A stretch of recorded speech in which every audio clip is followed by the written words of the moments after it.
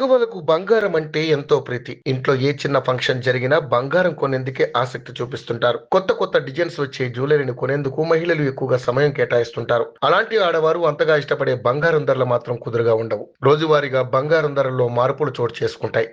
ఈ నేపథ్యంలోనే బంగారం ధరలకు సంబంధించిన సమాచారాన్ని యోయో టీవీ ఛానల్ తమ వ్యూవర్స్ ప్రయోజనాల కోసం ప్రతిరోజు అందిస్తోంది. పెరుగుతున్న బంగారం ధరలు తాజాగా 80,000 మార్కు దాటేసింది. మంగళవారం మకర సంక్రాంతి రోజున బంగారం ధరలతో పోల్చుకుంటే ఈ రోజు బంగారం ధరల్లో స్వల్ప తగ్గుదల కనిపిస్తోంది.